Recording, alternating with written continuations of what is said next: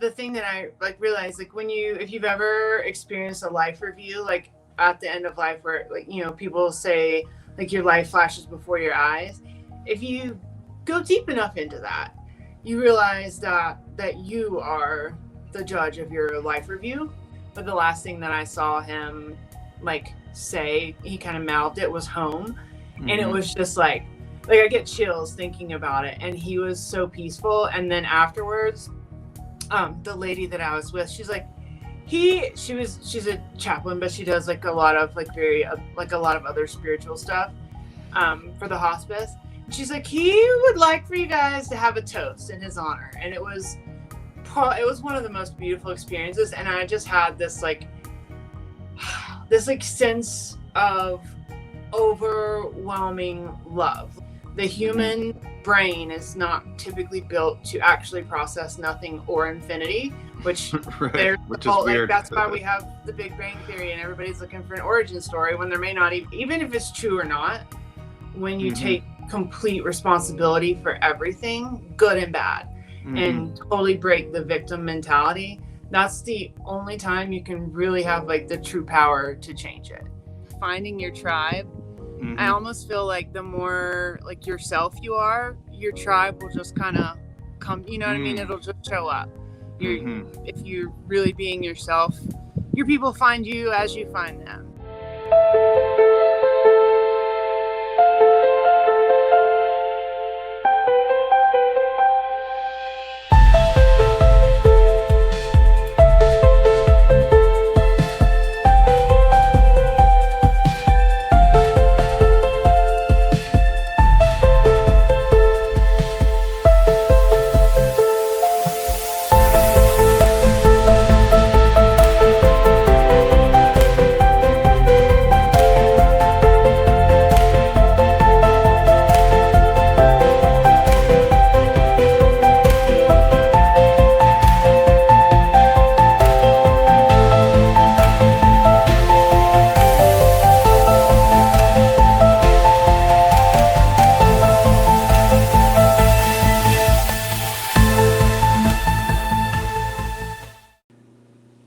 So sitting here today with somebody I'm very excited to talk to, Miss Abby Lutz, and I've been slow playing this one for months now, but she's finally agreed to come on the show. I guarantee you, after today, you're going to be thinking about your life a little bit differently if you hang in there with us for the episode. But Abby makes me think about things in ways that make me uncomfortable, but I think that's good for me. And she's known as Death Barbie, and we're going to get to that, how that all happened. And she's the founder of the Death Dojo, which is a very interesting concept that we're going to learn about today. But I just wanted to start with, like, you were just in Arizona, right? Where you won a contest and everything. What happened there? Yeah, so I went to Arizona. There's actually two houses near Phoenix that are Barbie houses. They're Barbie dream houses. So I went to one of those to film the pitch video for my workshop. And like the contest, it was basically to see, like, for the public, to get public opinion about which of the workshops offered, like the public wanted to have offered through Fit for Service, which is an awesome crew. It used to be Aubrey Marcus, but now it's Clayton Madeira and Eric Godsey have kind of taken it over, and they're both freaking awesome. It's like so like Godsey has like a mentally fit class that he says is a new form of therapy. I think this is like kind of Clayton's little baby, and I think it's definitely like it's a form of therapy. Like the whole like accelerator program, it's because times are changing so much, you know, and I think everybody's kind of over like punching a clock and making money for someone else and just same thing every day. So they're but like a lot of more creative people don't have any idea where to start. So it's just a super cool way to walk through that. And then it's kind of gamified. Like there's, you know, it's a little competitive, but like the whole warrior thing, you know, like you admit defeat when you do, or you know, enhance your skills or whatever. So it's super cool. Very like supportive community thing.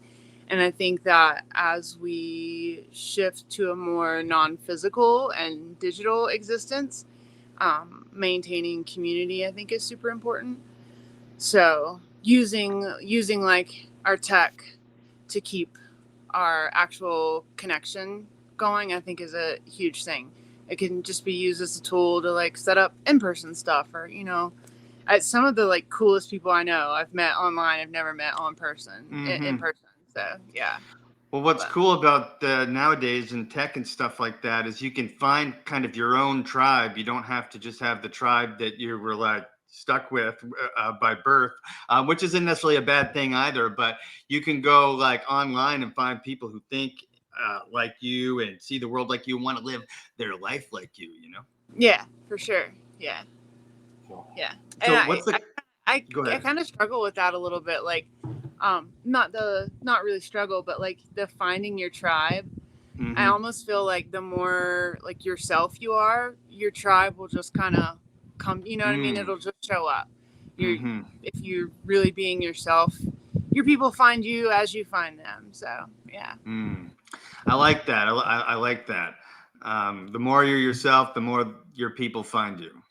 That's a good way to kick it off. So you won the contest, which does what? Like, what happens now that you win the contest?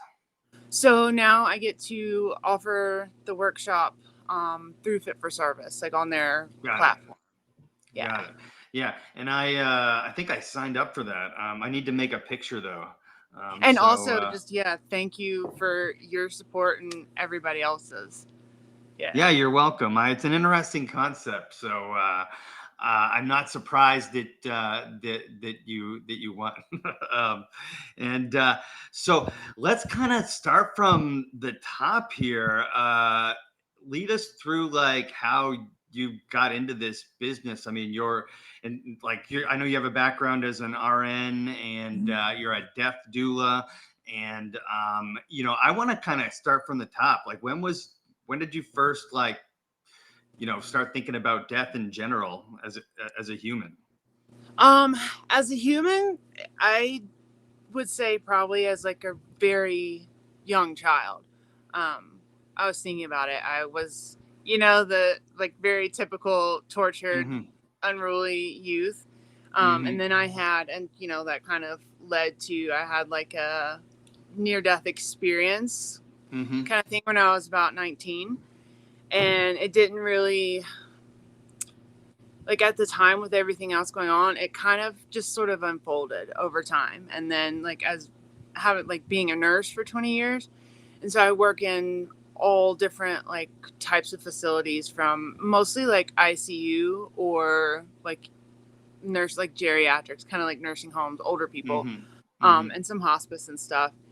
And I would realize like I would have like shared death experiences with people, and just a very different experience with people dying, and a very different way that I would show up. That wasn't something I realized, because I thought everybody was kind of, you kind of think everybody is like this, like you are. But other people, like I remember I was in the trauma ICU in St. Louis, and one of the doctors actually wrote a story about this lady. And I was telling this lady, and I knew she was getting ready to die, and she was kind of loopy, but like pleasantly. And she's like, what do I do? And I got her all clean and pretty, and I faced her bed towards the window, and the sunrises in St. Louis are amazing. So we just watched the sun come up, and she's like, what do I do? And I was like, just look at the sunrise, like watch the sun come up and think about your favorite times in life, and your best memories. And she like talked about her husband and all this stuff, and I was like, and just enjoy it. And the doctor heard me from outside the room, and he's like, you just gave her a death pep talk. And I was like, that's exactly what she needed. And she passed, like, it was after I left, but that day, and she just went so peacefully, as like per reports, and with her family and everything. And it was really cool. And I was like, death pep talk. And then still at the trauma ICU, people, I would have kind of crazy experiences with my patients, people that were in persistent vegetative states, unresponsive for months. And almost as soon as I'd take over their care, they'd wake back up. So like just a lot of people started saying things and they're like, you should do something with end of life, or maybe are you a witch or something? And then that's kind of when I learned about death doulas becoming more of a thing again.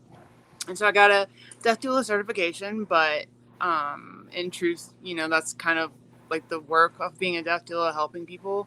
Right. And that transition is something that I've done, as a nurse and myself for almost my whole life. So I did that, and then just worked I was like an ambassador doula for a funeral home in Colorado that does like natural burials and human composting and different stuff like that. And then just started really to get into it. And I think the thing that really stood out to me of like how I would show up differently, I got in trouble, not in trouble, but like I answered the phone at the funeral home and I was like, hey, thanks for calling the funeral home. Can I help you? And they're like, can you tone it down? And it's like their hard time, so not mine. So I try to, like, I don't need to add to their issues. Right. And it was never like the patients or the families that would have an issue with like me joking around or, being, kind of bubbly or whatever. It was always the people around, like my coworkers or whatever, that sort of followed that norm. Yes. And I just kind of went with it. The concept of show up differently is like almost taboo when you think about it. Like even just connecting Barbie and pink and colors and stuff to the whole concept of dying, to some people I could see might be like a little like turned off by that. But it's the idea. I mean, it's showing up differently because we've all been conditioned to show up like this certain way, this somber way, wearing black, and where you're supposed to be sad, and that's how so that's why I say you make me think about things in a way that makes me uncomfortable, because that's how it's ingrained in me, is to be like show up exactly like how I described and not show up happy. I'm supposed to be sad in this place, and this is supposed to be a sad experience. And I don't know where that comes from, like, but it's definitely very strong within me. But it also, more I learned about meditation, I learned that like there's not I don't have to think about like things in a way that like I was programmed to think. And that's what kind of sort of attracted me to what it is that you do, in this idea of shedding your fear of death. And I just think it's so fascinating. So I wanted to ask, like, do you feel like this is your calling to like help people do this, like show up differently? Because you're not just showing up differently for yourself, you're showing up differently for your family members at funerals, you're showing up differently just as a human, right? Because so is this like feel like what you're meant to do here, or what? Maybe it was the wind, or maybe it was the sun overheated the thing, or I was too far from Wi-Fi. I don't know. It's good. I don't know. I think service is decent out here. It should have picked up, but it probably overheated. Sorry. No worries. No big deal. So I was just talking about the concept of showing up differently, and how that's kind of the opposite of what we're taught and what's ingrained in us. And like, it seems kind of come easy to you. Do you feel like this is your calling to work in stuff like this? I guess you could say that. I think so there's a thing that happens, and people sort of take things to be their calling, or say things are their calling, and it's really just kind of what they need to do or what they want to do.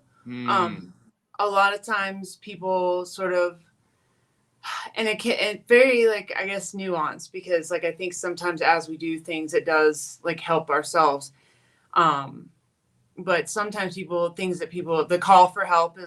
call to help is more of a cry for help. That's like how you become an addictions counselor, or and most people that work in mental health, that's why they work in mental health. 100%. Yeah. And which is also kind of like with me too. It was, a constant sort of like death and perceived loss, like my whole life, with just those experiences over and over again. And so, yeah, that's like how it started, but it was things like other people told me I should be doing this. And then I just kind of got out of the way, like the Death Barbie thing. Like, I mean, a lot of people have seen that movie, but I was at a, festival with, I have this like obnoxious pink Adidas jacket, and I had like a bow and this shirt I made, and so I was like, oh, you look like Barbie. And I was like, but I have a death shirt on. And I was like, well, yeah, like that makes sense. I like it. And it just kind of kept going. But I think, and I love the death part, like the shirt that I have, is like, and it's in my like Death Dojo logo too, like now I'm become death, destroyer of worlds. Because if you like feel into the like where that statement came from and how that Barbie shirt got made by other people, it's super cool. And then I kind of took it on like differently. It's kind of like the Be the Beast thing, and like really just becoming the thing that you hate the most. And when you sort of like just accept it and become that, then that gives you sort of a chance to shape it and change it and look at it differently.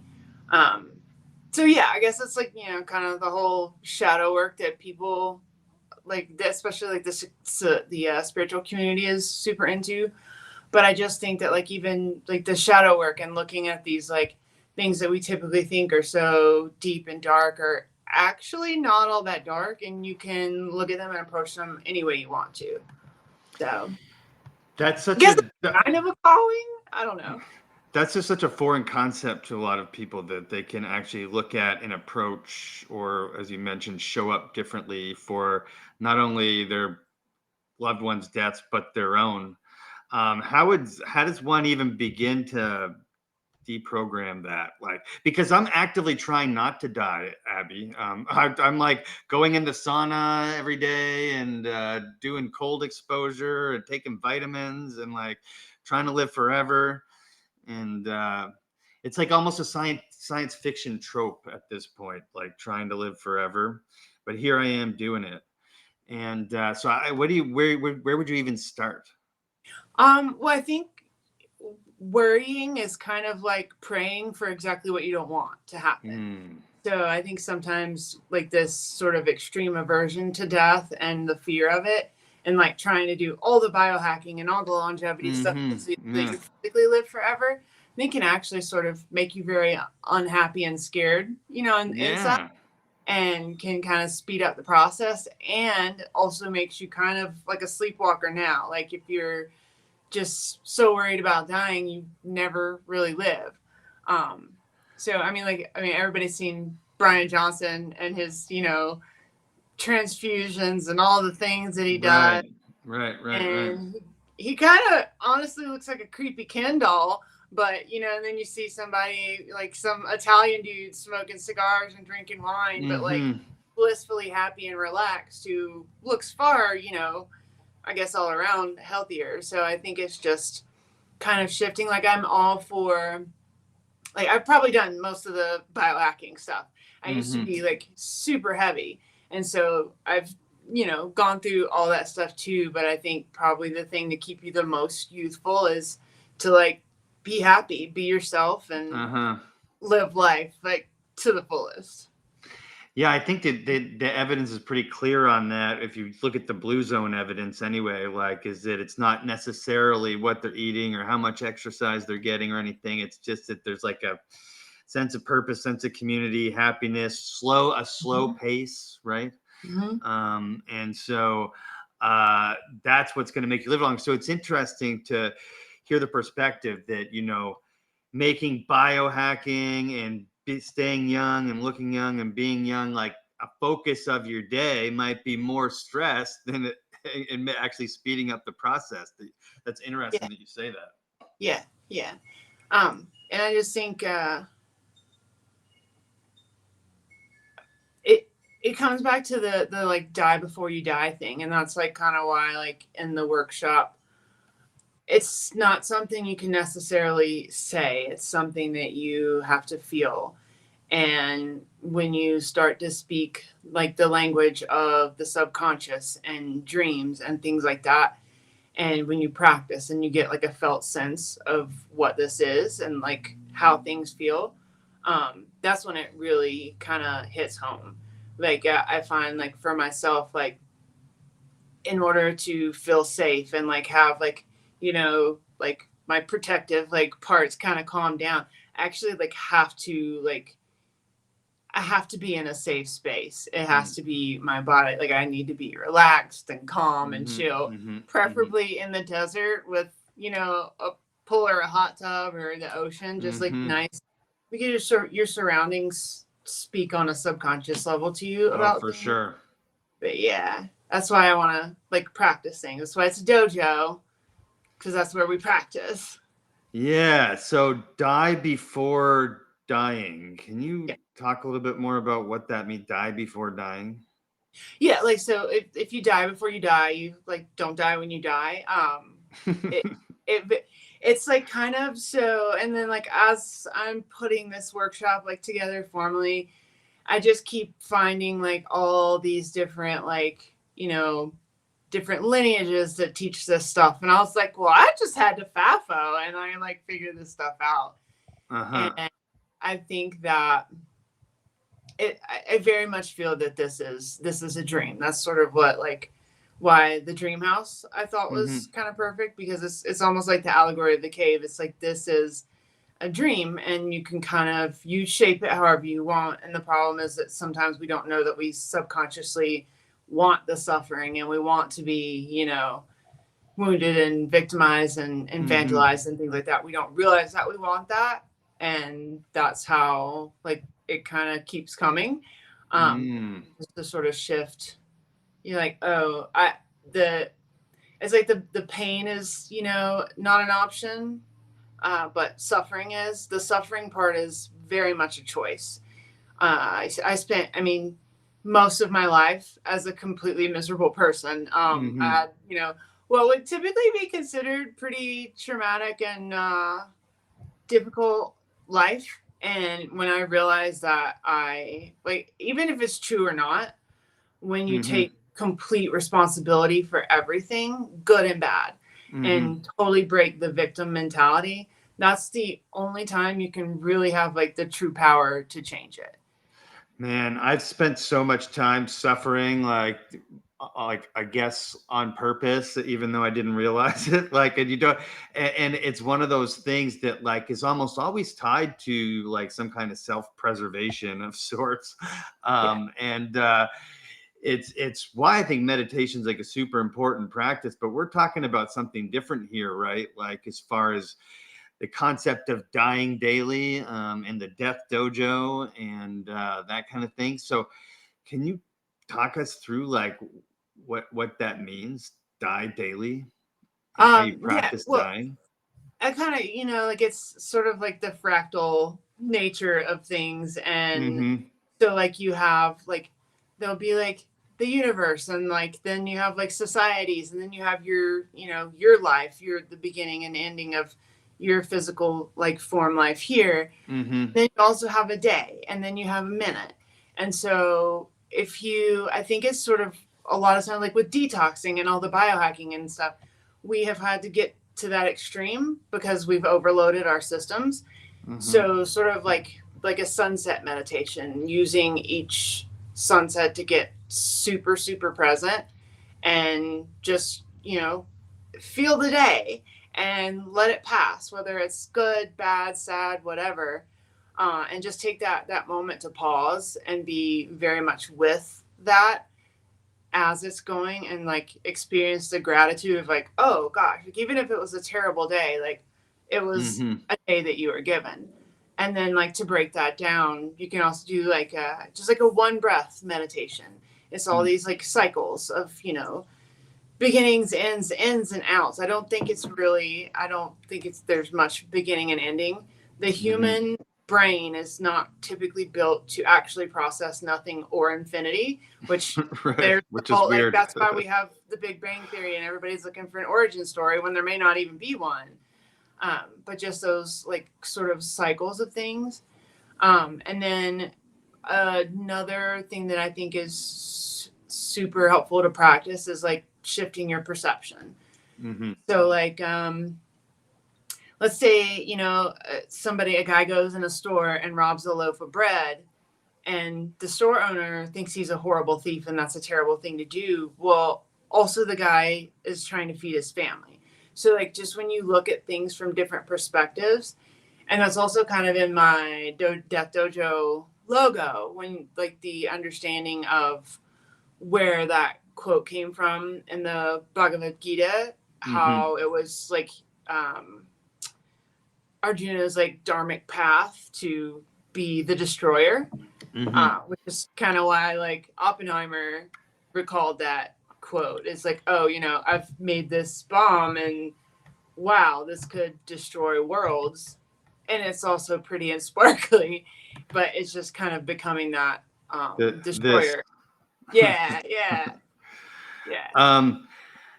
That's so fascinating, and it's just tough for me to like wrap my brain around.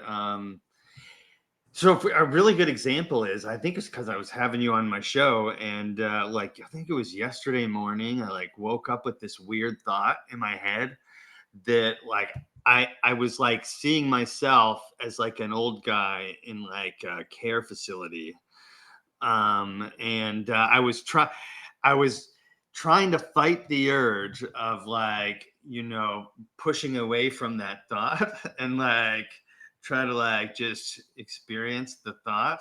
And surprisingly hard to do. But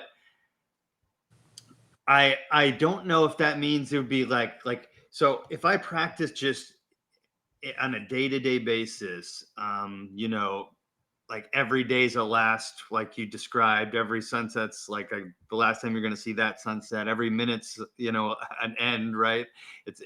And so I guess I'm asking, like, if do I is it the daily practice, the small practices that get you like to the big end where you can like experience your own death in a positive way?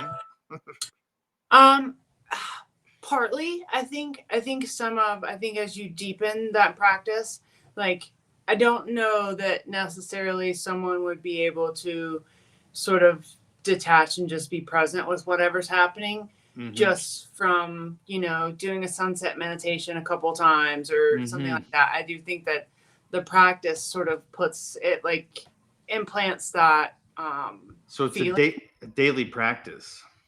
Yeah, you could do daily practice, and then you can also do sort of more extreme practices. Like there's, it did kind of like a lot of this came up when I was kind of getting involved in like the psychedelic community and stuff. There's a lot of that, but even still there's so much just kind of doom and gloom about everything. They're like, oh, it's a bad trip. Well, I don't think there are necessarily bad trips. I think it's something, to experience. But yeah, I think some of like full disclosure, I've had some experiences that were a lot more intense than a daily meditation or whatever. And then you come back to those, but then, so it's kind of cool to go from these very intense experiences and then just realize like every moment dies into the next. And so it's just like a continuous cycle of change and rebirth and all these things. And so going from the intense experiences to the daily practice to a one breath meditation, it really does, like, you're like, oh yes, now I can feel this. And so then it's like super helpful to just be a reminder. Got it. And would one of those like intense experiences be the near-death experience that you mentioned before? Yeah, I would say so. Yeah. Yeah. So what can you tell us a little bit about that, or is that okay? Yeah. So I was like 19. I was like, just full disclosure, I got introduced to this guy who maybe was into some questionable things and a little wild. And So there was and there was like a pretty like high level of abuse in that thing. And so like one time I remember I was sort of forced to stay awake for like 12 days straight. And so that's a whole other like experience that, like kind of very out of body, super weird. I can imagine. Yeah, but then like it was like around that time with him. So which also it was this horrible traumatic experience, which is something that I see over and over and over again. I think there's a governor band on like human suffering. Like when it's too much for you, you'll sort of automatically eject, which is why we have talking about like government programs or these different things doing like intentionally traumatizing people to induce certain abilities and things. I think that's very real but also like very nuanced, kind of like the Oppenheimer thing. Like, is this maybe it's traumatic to people, but is this something that we have to go through to evolve to where we need to? Who knows? But also maybe we could consider not traumatizing children, whatever. But yeah, and I see it with patients that are in like persistent vegetative states, or even just someone gets in like a horrible accident, which has happened to me on multiple occasions. You kind of just check out, like you like leave your body. And I think that's also sort of paralleled, especially with like the whole like the UAP thing and everybody sort of, and the psychedelic renaissance and all these things coming together. I think kind of what we're seeing is a collective desire for transcendence.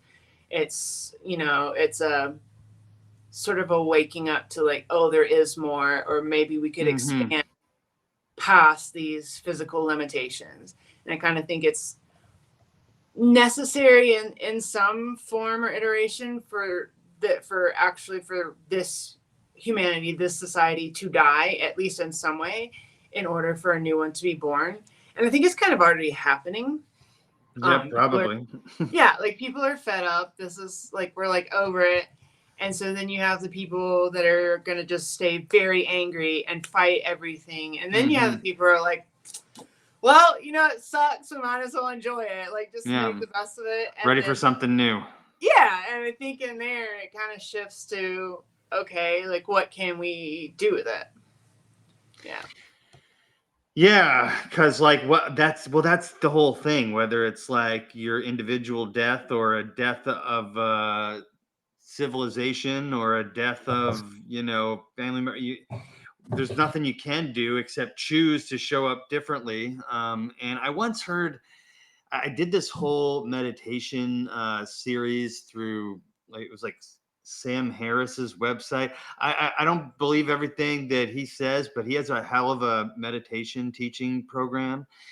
And it was the first time I'd ever heard of the concept of like meditation as a skill to learn, but like as a way of like learning to be like the best version of yourself at someone's funeral, right? And there was an interesting way of putting it, because like I had never really thought like I had a choice in that matter, right? And so I after that, I hadn't really heard too many people talk about death sort of in the way that you do. And so that's why I definitely like wanted to talk to you about some of this stuff. And you mentioned earlier something about shared death experience. Is that like, is there, you shared an experience where basically you were with someone when they were about to die, and you kind of showed them a different way of looking at it, just by giving them that pep talk, right? Is that a shared death experience, or can it be stronger than that? Can it be like a spiritual thing? Oh no, it's definitely can be stronger than that. Like like that story about like giving her a different way to look at it wasn't, that was just, you wouldn't even classify that as a shared death experience. Yeah, like, so like when I say like shared death experience, it wasn't super obvious to me at first, but it's like intensely selfish that I want people to have like the best experience, and then like the best, afterwards possible. Cause it's like, I kind of feel it with them. It's not like I have like all these huge visions of angels or demons coming down or anything, but like it's a very empathic, I guess, kind of feeling of how they're experiencing it. And that even continues until like after their actual physical body has died. And so like the way that would show up at being a nurse, I could go into like somebody call a code, where like somebody's heart stops or they stop breathing or whatever. And we rush in with all the stuff and do the CPR and the intubate them and everything. And I can just walk in the room and I'm like, you guys can go ahead. It's going to be kind of useless, but you still do it. Cause you never know. Like you go through, if someone wants all measures taken, you do that. I think we more often than not ignore people who say they don't want anything done and do it anyway, because our like inclination, especially in the medical community, is to like intervene and do and save and fix. And so, yeah, I could just kind of be like, all right, let's keep going. And I would usually go and I would be on compressions. So I'm like in physical contact with this body, and it like sounds a little crazy, but like sometimes I can kind of, it's almost like there's like a conversation, but it's like one of those like it's not like I can literally hear people talk to me. It's kind of like the telepathic communication that like, everybody talks about, but it's like a knowing. And when I was doing death doula stuff with the funeral home, I was with another death doula and we were doing like postmortem care, like just sort of cleaning the body, washing them, like, very respectfully getting them ready. And it was like this older gentleman who was like such a, I don't know, he was like a little archetype that I'm so used to, taking care of people for so long. And I started giggling and she's like, and she literally said exactly what I was giggling about. It was, because it was two women giving this, guy a bath, and she was like, "Oh, he's like he's waited so long with all he was feeling. Oh, this is what I had to do to get two pretty ladies to bathe me." And I was like, I was kind of like taken back by I was like, what? Like I'm just giggling thinking about it, and she says it, and I was like, well, that was kind of weird. That is weird. Yeah, but I can kind of, and then I had one of my favorites. I got to be with him and his family, and I wrote him a story, and I still I talked to his daughter the other day, and as he was very much sensing beyond the veil like the last couple hours, but he was like peaceful. And maybe like 15 minutes, the last thing that his eyes were closed, but the last thing that I saw him like say, he kind of mouthed it, was home. And it was just like I get chills thinking about it. And he was so peaceful. And then afterwards, the lady that I was with, she's like, she's a chaplain, but she does like a lot of like a lot of other spiritual stuff for the hospice. And she's like, he would like for you guys to have a toast in his honor. And it was one of the most beautiful experiences. And I just had this sense of overwhelming love, like the oneness, the insane, like just bathed in a sea of love feeling. And the chaplain I was with, she did too. It was like my heart was exploding, and that was very much like how he was experiencing things. But then I've also had people that just refuse to go that way. I've had people that I've watched sort of die in terror. Like the look in their eyes is just like, oh my God. And there's like a little thing I say about dreaming, like how you go to sleep shapes how you wake up. So imagine this happens to people all the time. You're watching a scary movie or something violent before you go to sleep, and then you're dying. It's the same thing. So sort of like your conscious state at the end of life and how you experience that definitely sort of shapes how things are after. Mm-hmm. You read like the Tibetan Book of the Dead and learn like all those different things.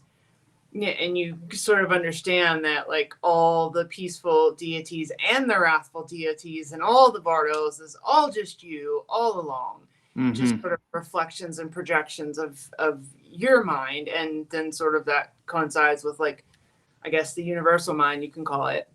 When Mm-hmm. you sort of realize that, that's a huge thing, and it's not something. I think I kind of get it on like a decent level compared to like the general population that's never been presented with this. Mm-hmm. And even I am like always learning it continuously. Like it's a Sure. really deepening process. But yeah, I think it's to train people how to not experience that. And then I think like conscious dying, like sort of being aware that you're Yeah. going Yeah. is huge, because if you like, this is why I don't love, like, one of the reasons I don't love like the medical assistant dying is because we actually just drug you until you're unconscious and your body stops, so you're Mm-hmm. not like super consciously aware of it. But it's kind of like if you've ever had like the out of body experience that you didn't sort of plan or anticipate and get back in the wrong way or something, or like jump back in, like that Mm-hmm. feeling when you're going to sleep, that feeling like you're falling, Yes. like that. And it can be when you're like in these sort of non-physical states, it can be a little bit like playing dizzy bat. And so that's Mm-hmm. where like the practice comes in, when you learn how to sort of navigate and right yourself in those situations. Yeah, it seems like a perceptual awareness that you can learn, as far as like how you experience, having a life that's ending. you know, Yeah. it feels like it feels like something you can train, and it's that spot in between. Oh my God, I'm dying, versus, oh, okay, here's my time to go, right? And it's like that. I like that description of the two different types of people. And you want to help people improve their ability to, go without struggle, right? Is that it? Struggle? Yeah, I guess so. I think it's not necessarily, I don't know if I would say struggle, because I think things are I think there's like physical struggle, and then there's like mental struggles, and Mm-hmm. then there's being able to sort of still find your center and still kind of remain calm in the struggle, like not necessarily be so reactive to the struggle. Mm. Like I used to be Uh, like super, I mean, I used to be the type like the IV pumps in the ICU. I get mm-hmm. insane crazy. Like, I'm gonna throw this thing out of the window, or just like Mm-hmm. tiny things that I would be super, super reactive to. And now like a lot of like larger size things can happen. Like I got my car stolen like 2 years ago maybe, and it wasn't the first time, but just sort of like being able to step back and sort of more calmly react, like controlling your emotions and your response to things, that in itself is kind of a game changer when you don't get, because it's kind of like like what I was saying about like, your physical body, and like when you're happy and relaxed, it just works better. All of life just works better if you're kind of just chill. And it's a choice, right? I definitely think so. I think that um pretty much everything is a choice, but I also don't think that not everybody is one willing to accept the responsibility for the choice, Mm. and also they don't always have the tools. I mean, I spent Yes. most of my life hopeless, wallowing in my sorrow, like, oh, woe is me, what can I do about this? But it's those moments where you're like, this is what I can do about this. At the very, like, I think the thing you have the most control over, at least once you train yourself, is your perception of things. Mm-hmm. Yeah, I think it just makes everything easier to handle if you're not freaked out. Yeah, of course. Yeah, right. You're making better decisions if you're not Yeah. freaked out. I mean, it sounds too easy, but it's something that's simple, but like also difficult at the same time. You know what I mean? The principle is easy, It's the putting it into practice in a way that like affects your day-to-day life and how you approach your decisions and how you make good use of your time here on Earth, you know? Yeah, but I think it kind of like that's totally your choice. Like I'll procrastinate or I don't want to Mm-hmm. do things, and you Mm-hmm. just have to be like, no. Like when you like if you learn to defeat yourself in battle, every Mm-hmm. other battle is won. Do you know what I mean? Mm. You are your own worst enemy, and if you can learn to control that, it's life changing.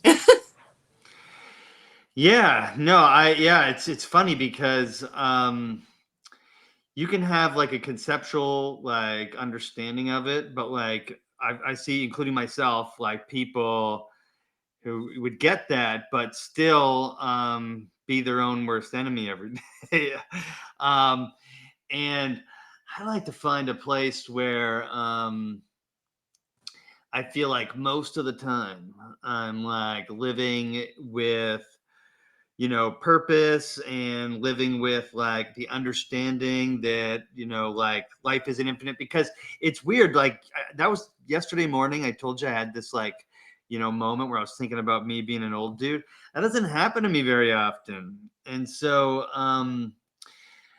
I like, you had mentioned, you know, having all these experiences like through your life where you've been, you know, face to face with, you know, people's ends, right? I've only had a handful of moments in my life.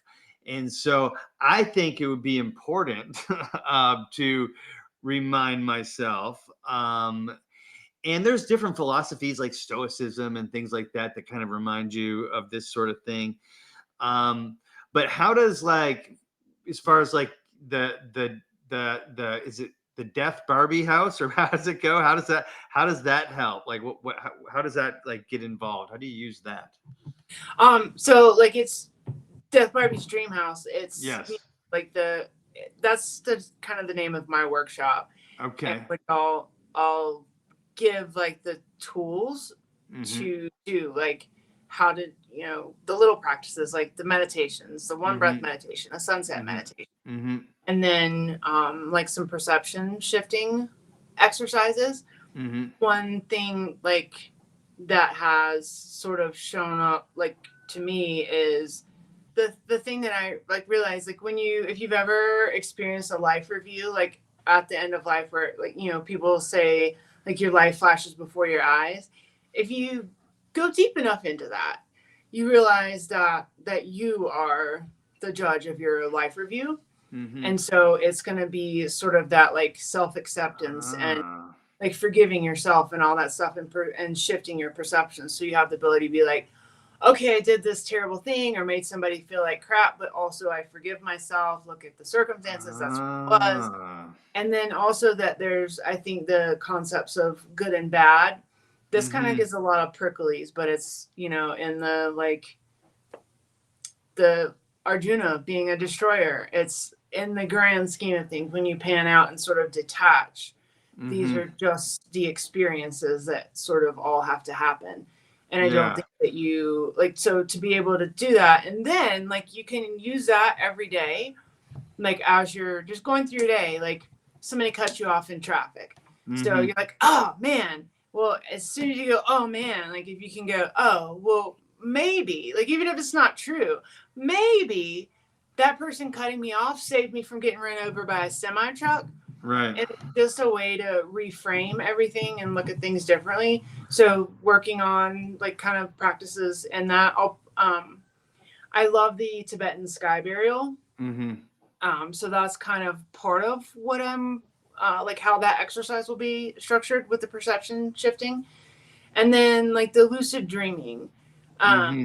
Not only I had a guy in the hospital. He was like 33 years old. He got his leg, like he got in a terrible motorcycle accident. It wasn't his fault. He was super cool, but eventually like he was in the hospital so long and they eventually amputated his leg like up above the knee. Mm-hmm. And he would just wake up screaming, like having like night terrors. And so I worked with him and taught him how to sort of train himself before he went to sleep when he's in that kind of like theta little state to just tell himself, like, I will wake up peacefully. I'm waking up with ease. I'm waking up, like, and it stopped. Like, he quit waking up having the night terrors and the screaming and stuff like that. So, and then just apply, like, you sort of look at going to sleep as, a parallel to dying, apply that. And then once you learn once you're sort of aware that it's a dream, and once you realize, like, and once you become lucid, so, like, first there's sort of a stage, like, you get little, glimpses of the lucidity, and you become aware that you're dreaming. And then comes, like, the sort of guiding the dream, or controlling it, not necessarily controlling it, but sort of like shifting it in certain directions. And that's where you can so apply that stuff to life.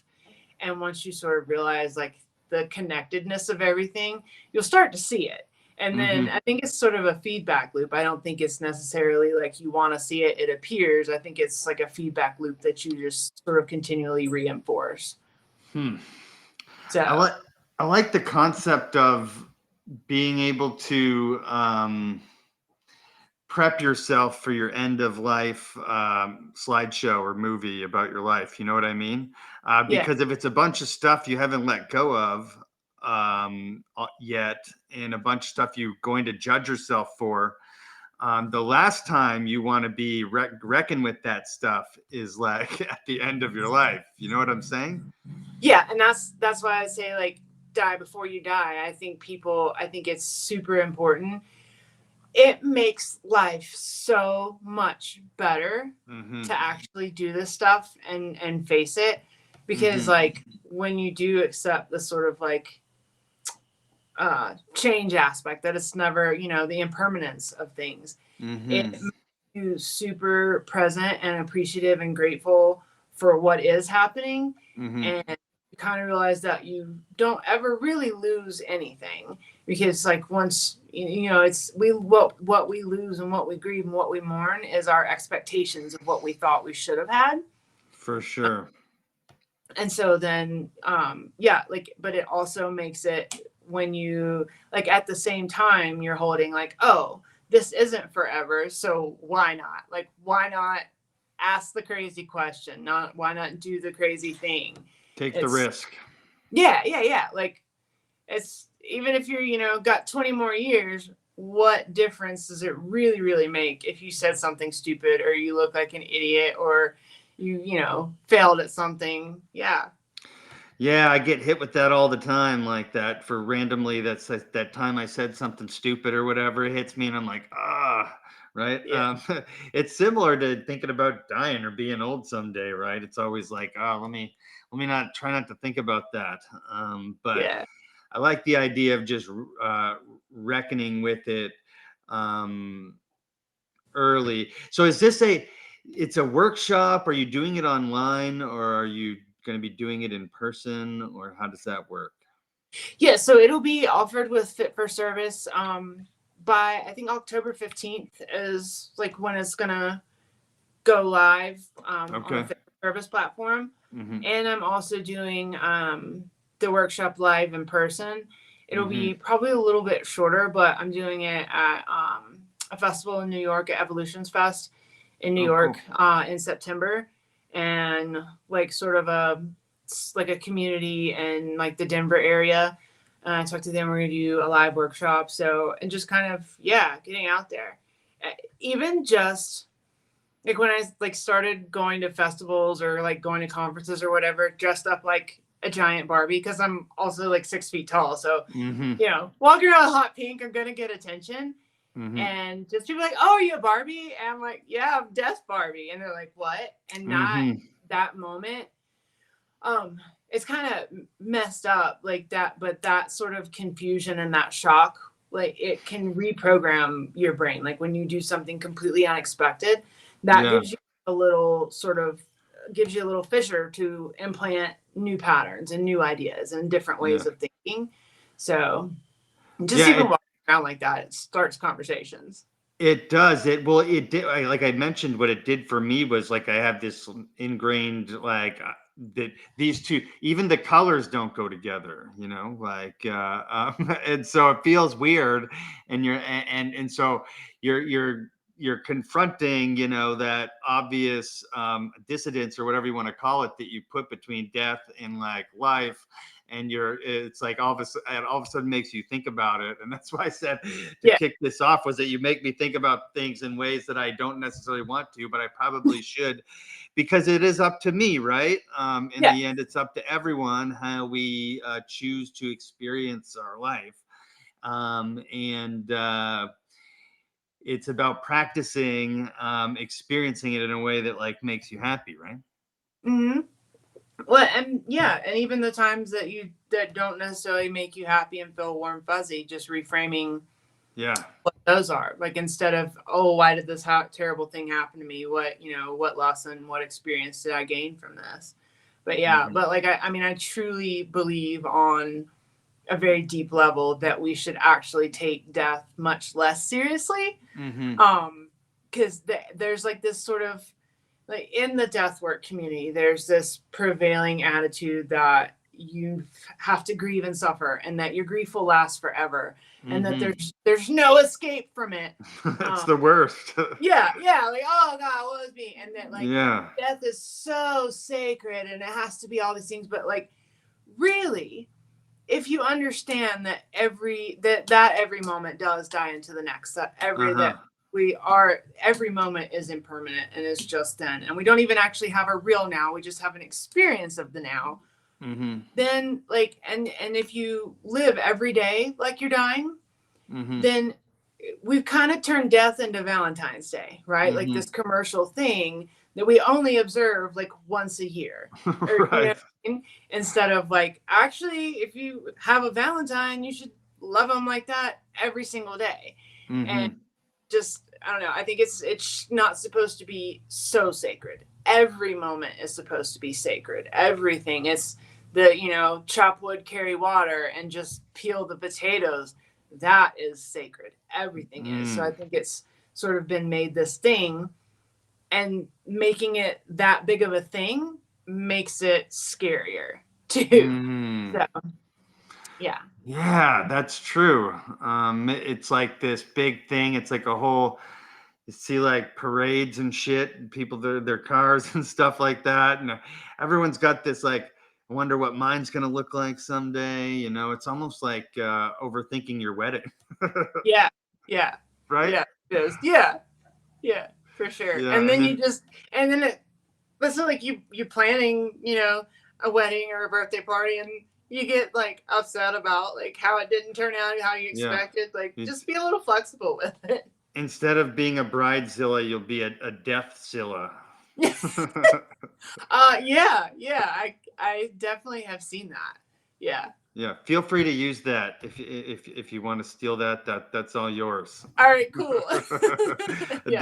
Deathzilla. Yeah, that's what I don't want to be, Abby. I don't want to be a deathzilla, but I don't want to be that, like, mostly like, knock on wood. See, there I'm doing it right now, but like mostly for like when other people I know and love like go someday. I want to be at my like best. I need to get in the dojo, don't I?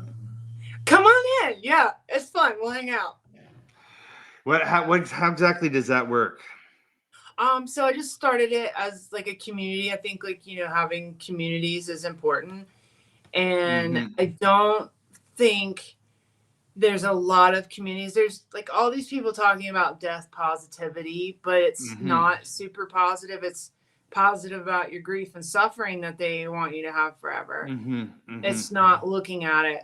I very much think death is a space of possibility. It's kind of like a solar eclipse. Like, everything just, you have that pause moment, and then you can make decisions to change things. Like, if you allow it to die, just hold your breath a second, process, and then move forward. It's a space of possibility to me. It is, it's the void. It's the pregnant void of that from which all creation is born. It's a space of possibility. Just the thought of that kind of made me take like a weird I don't know, physiological sigh when you said that. I was like, that sounds nice. Um, like a space of possibility. It always seems like something I'm avoiding. Yeah, like it's not like, don't look at it as necessarily, you don't have to look at it as an end or, you know, a closing of things, but a space to create. It's very much, I mean, it's a cyclical thing. Like death gives way to life, life gives way to death, and they're really just the same thing.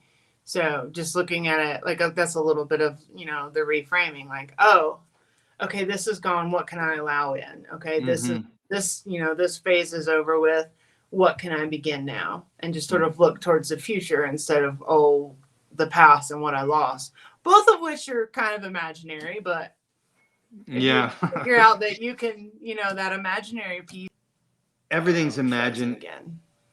Everything's our imagination, isn't it? If you think about it. Can you hear me? Are you there? I can see you and hear you. I don't know. Oh crap! I could see you and hear you.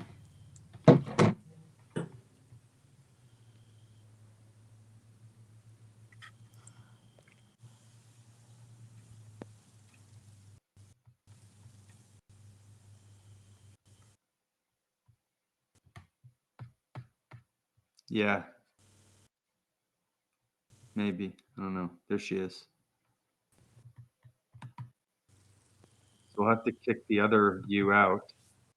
Can you hear us? Okay. Now, sorry. That apparently because I have you on my iPad right now, and I got a phone call on Signal, and it cut it out. That's kind of annoying. Yeah, no worries. It's no big deal. Brittany's making notes of everything. You can't hear me at all? Muted? No, I don't think so. No. Oh no. No. Can you hear me? Can you hear me? Let me try something.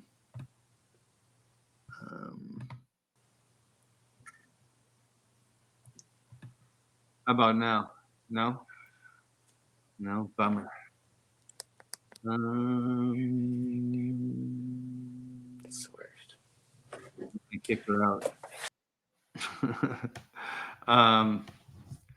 We'll wrap this one up here.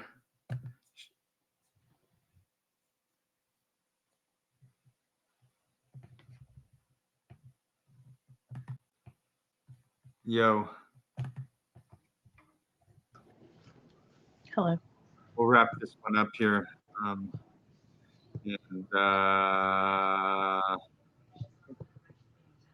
this one up. Okay. Yeah, I'm excited to have a couple in the bank from yesterday and today. That's good. Yeah. Yeah. And can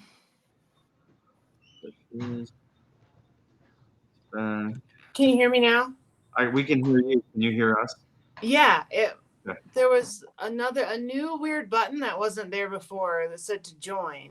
Huh. Maybe because you took me off and then added me. I removed you, to see if you signed back in, that would work. That seems I'm so used to getting kicked out of places, man. It seems to help usually when people do that. So I just don't even, after like a few minutes, I'm always just like, all right, see ya. Yeah, so sorry. Well, no worries. You're not the only person it happens to, and I do appreciate you coming on the show today, because I think it's time that we as like a civilization start, looking at death differently. And that, obviously, like, sometimes it sucks, but like it doesn't have to be like the worst moment of our life. It's a space of possibility, right, Abby? And with your Death Dojo and your Death Barbie Dreamhouse, you're kind of on the way of making this, something you're doing to actually help people, and I'm really excited about that. But wanted to hear just a little bit before we start wrapping up. You're still working as a death doula. Is that correct? Well, I actually have been building this workshop and things like that pretty much all summer since the spring. Yeah. So that's kind of what I've been focusing on. Mm-hmm. And yeah, just I think it's most death doulas right now don't actually like. There's not a huge demand for it yet, so most of them like have a day job. Sure. And Right. don't sort of make a lot of money. Uh-huh. And so I think that building a community for people to have a space to come to, and like I have it like the Death Dojo set up now is just a free community just to come in and like hang out, talk about things. But you know, it's also kind of a place like maybe you're feeling, you know, really down, or you're really, really scared about dying, or you can't sort of, you're stuck in a thought pattern. You can get out of that. I sort of would like to invite people to, you know, come there and share and ask questions. And I want to build a community where people are talking about this together and not so doomy gloomy, like defeatist sort of ways. So that's like sort of what the base of the community is meant to be at this point. Because people like don't really know where to turn, and I really don't like the like helplines, like, you know, the suicide lines or whatever. And just to kind of build, a community for people, and then eventually like the Dreamhouse and like the Death Dojo. Dreamhouse is sort of like initiation to like a deeper dive into Death Dojo, and sort of build out like if someone wanted like a more in-depth course. And then also, you know, from the school platform, you can host like live things and go into like community, like IRL meetups and things like that. And actually do like just like maybe like week-long hangouts, or you know what I mean, like go like intensives and immersives and things like that. So that's the Death Dojo is going to live. And then like my Dreamhouse, like those courses can also be moved to school, but since I'm doing it first with Fit for Service, go there first and then eventually I can get it onto school. But yeah, just want a place for people to have not so sad of a time talking about that. Yeah, I think it's unique, and I think there's a space for it, and I think there's definitely certain types of people and personalities who will really take to it, and I think it's something I'd like to explore. So you'll be seeing me hanging around. Awesome. We'll put your links for your stuff in the in the description, and then yeah, I'm really happy that you came on the show to tell us about what it is that you do, because I think it's really fascinating and unique. So thank you so much. Thank you so much. It's been such a pleasure.